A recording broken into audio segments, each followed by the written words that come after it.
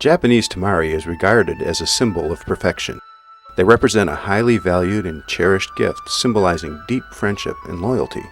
There is no known record of when and how tamari, meaning to wind by hand, originated.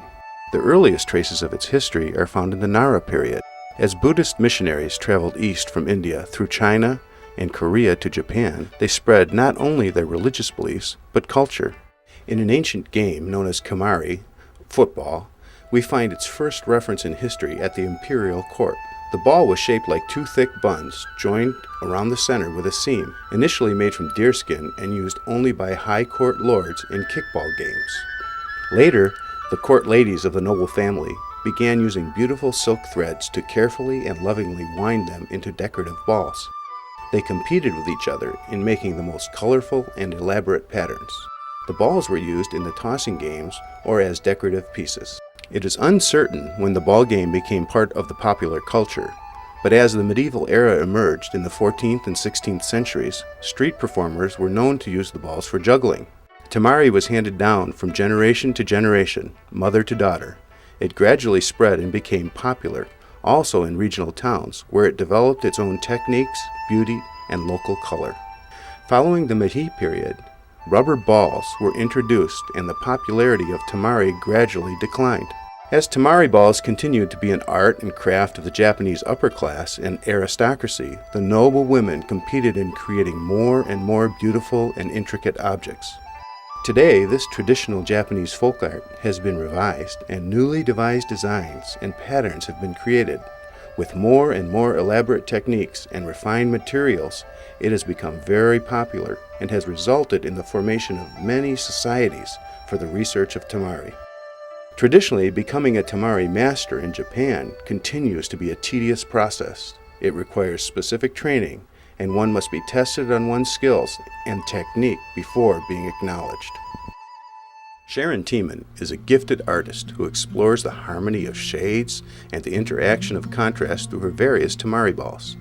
Each one is methodically designed as she patiently follows through, developing a new ball. I am intrigued by their history, transfixed by the process. It's the challenge of creating perfect symmetry and bringing each ball to completion. Born in Detroit, Michigan, Sharon graduated with distinction from the College of Creative Studies. The comprehensive education she received there serves as a basis and a guarantee of her professional maturity and creativity.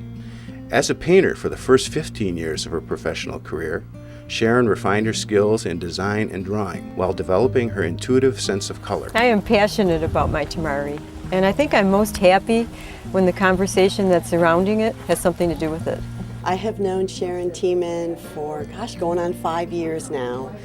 Both a couple of spiritual seekers, and I've always known that she was almost just a self-made artist. The first question people normally ask is, how long does it take? The time period is nearly impossible to describe. I believe that the end result is a product of the education, my knowledge of art, design, color, texture. It's all the end product of all that. Virtually everything I do inevitably manifests itself into my art. Ever since I've known Sharon, her love for the Asian culture, especially Japanese, has been so strong, and her thirst for knowledge to find out more and more about the culture and the practices and the reasons behind the traditions has always been so great. Precision and accuracy at every stage are the key elements to a successful completion, and attention to detail right from the beginning is essential. Sharon begins with a basic ball, the dai mari, of foundation mari, which is composed of a tightly wadded fabric, wrapped with strips of cloth. For extra bling, sometimes a bell is inserted into the central core. Wrapping the ball is a significant step in preparation that cannot be done quickly.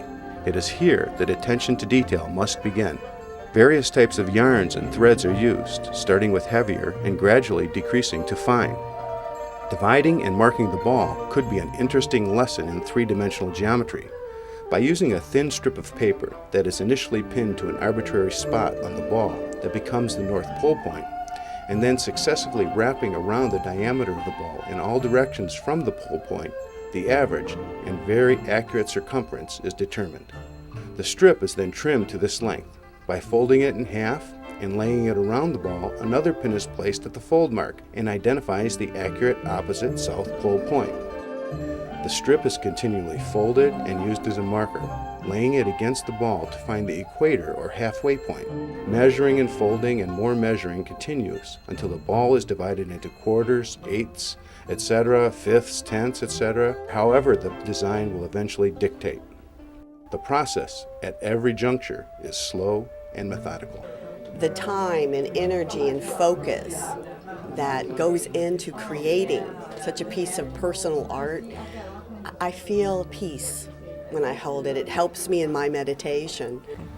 At first the process is slow, but the moment I see a true tamari ball coming into being, there is no words to describe the sense of satisfaction that I feel.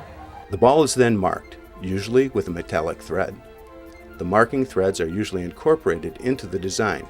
Occasionally they are not, and in this case, the ball would be marked with a thread matching the thread wrap. It is important that when placing the marking threads to lay them straight and taut from pin to pin. There is, of course, really no limit to the number of sections a ball may be divided into, and generally, the more divisions, the more detailed the pattern, although this is not an absolute rule. Once the marker threads are in place, various embroidery threads such as pearl cotton or silk are used to decorate. Tamari is made to bring good fortune to the person who keeps it. As with each step along the way, as Sharon stitches, she allows her spirit of creativity to flow into the tamari. And it's not just this art, it's Sharon and art, period. This is her love. This is where she comes alive. This is her motivation.